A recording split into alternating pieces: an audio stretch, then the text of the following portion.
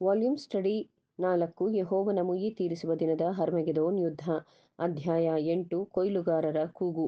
ಪುಟ 263. ವ್ಯತಿರಿಕ್ತವಾಗಿ ನಾವು ಯಾಕೋಬನ ಪ್ರವಾದನೆಯಲ್ಲಿ ಬೆಳ್ಳಿಯು ತನ್ನ ಹಣದ ಶಕ್ತಿಯನ್ನು ಪುನಃ ಹೊಂದಲಾರದು ಎಂಬುದನ್ನು ದೃಢವಾಗಿ ಮನವರಿಕೆ ಮಾಡಿಕೊಂಡಿದ್ದೇವೆ. ಆದರೆ ಪ್ರವಾದನೆಯ ನೆರವೇರುವಿಕೆಯನ್ನು ತೋರಿಸಲು ಮತ್ತು ಎಲ್ಲರಿಗೂ ಲೋಕದ ಮೇಲೆ ಪ್ರಸ್ತುತದಲ್ಲಿ ಮತ್ತು ಬರಲಿರುವ ಮಹಾ ಸಂಕಟದ ಬಗ್ಗೆ ಬೀರುವ ಬೆಳಕಿನಿಂದ ಪ್ರಯೋಜನ ಹೊಂದುವಂತೆ ಇಷ್ಟಪಡುತ್ತೇವೆ. ಕ್ರೈಸ್ತ ಜಗತ್ತಿನಿಂದ ಬೆಳ್ಳಿಯ ಅಮಾನ್ಯೀಕರಣವು ಕೆಲವು ವರ್ಗಗಳವರಿಗೆ ಅನುಕೂಲಕರವಾಗಿಯೂ ಮತ್ತು ಇತರ ವರ್ಗಗಳವರಿಗೆ ಅನಾನುಕೂಲವಾಗಿಯೂ ಕ್ರೈಸ್ತ ನಾಡಿನಲ್ಲಿ ಇರುವುದಾಗಿದೆ. ಗೋಧಿ, ಅಕ್ಕಿ ಮತ್ತು ಹತ್ತಿ ಬೆಳೆಯುವವರಿಗೆ ಅನಾನುಕೂಲವಾಗಿದೆ, ಏಕೆಂದರೆ ಅವರು ತಮ್ಮ ಸಾಮರ್ಥ್ಯದ ಈ ಉತ್ಪಾದನೆಗಳನ್ನು ಬೆಳ್ಳಿಯ ಆಧಾರದ ಮೇಲೆ ವ್ಯಾಪಾರ ಮಾಡುತ್ತಿರುವ ದೇಶದೊಡನೆ ಸ್ಪರ್ಧಿಸಿ ಮಾರಬೇಕಾಗಿದೆ.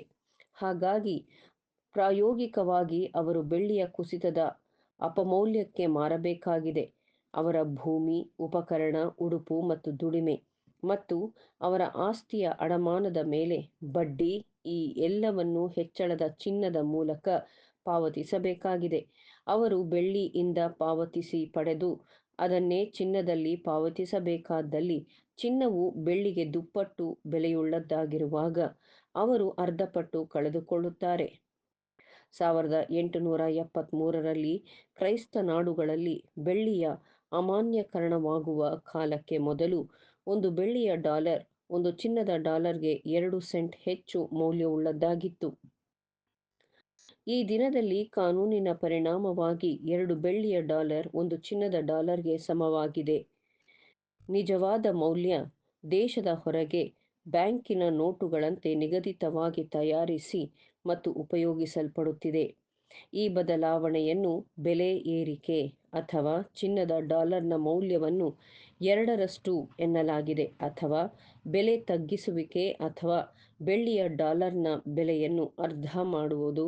ಸಭಾಪತಿ ಅಥವಾ ಬರಹಗಾರನು ತಿಳಿಸುವಂತೆ ಸತ್ಯಾಂಶವು ಒಂದೇ ಆಗಿದೆ.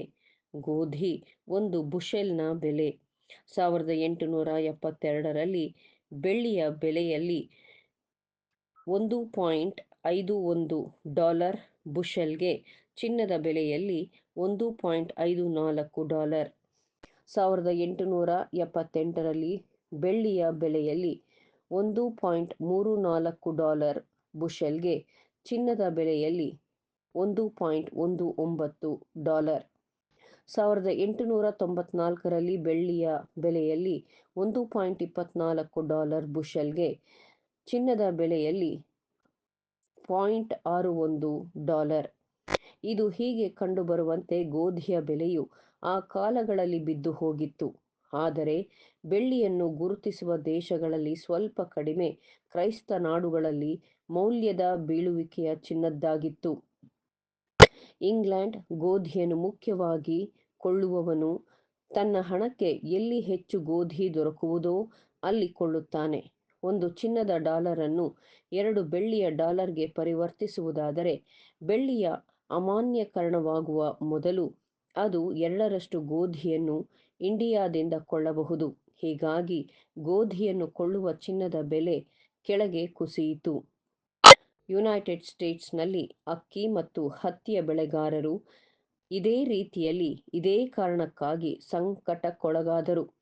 ಅಕ್ಕಿ ಮತ್ತು ಹತ್ತಿಯ ಬೆಳ್ಳಿಯ ಮಟ್ಟದ ದೇಶಗಳಲ್ಲಿ ಉತ್ಪನ್ನವಾಗುತ್ತದೆ ಮತ್ತು ಚಿನ್ನದ ಮಟ್ಟದ ದೇಶಗಳು ಆಧಾರದ ಮೇಲೆ ಹಿಂದಿನ ಅರ್ಧದಷ್ಟು ಬೆಲೆಗೆ ಕೊಳ್ಳಬಹುದು.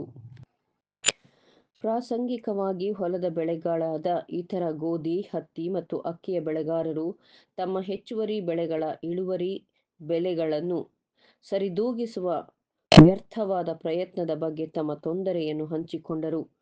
ಕಡೆಯದಾಗಿ ಹತಾಶೆಯಿಂದ ಹೆಚ್ಚು ಅವನತಿಯಾಗಿ ಇತರ ಬೆಳೆಗಳಿಗೆ ತಿರುಗುತ್ತಿದ್ದಾರೆ ಮತ್ತು ಹೆಚ್ಚುವರಿ ಉತ್ಪನ್ನದಿಂದ ಹತಾಶರಾದರು.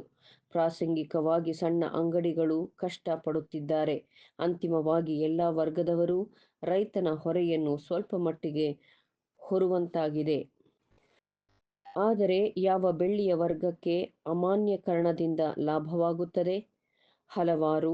ಮೊದಲನೆಯದಾಗಿ, ವಿಶೇಷವಾಗಿ ಮತ್ತು ಬಹಳ ಮಟ್ಟಿಗೆ ಬ್ಯಾಂಕುಗಳು, ಹಣ ಸಾಲದಾತ ಅಡಮಾನದ ಮಾಲೀಕರು, ಏಕೆಂದರೆ ಅವರ ಆಸ್ತಿಯ ಪ್ರತಿಯೊಂದು ಡಾಲರ್ 2ರಷ್ಟು ಮೌಲ್ಯವಾಗಿದೆ ಮತ್ತು ಪ್ರತಿ ಡಾಲರ್ನ ಬಡ್ಡಿ ಈಗ ಪಡೆದದ್ದು ಹಿಂದೆ ಇದಕ್ಕಿಂತಲೂ 2ರಷ್ಟಾಗಿದೆ.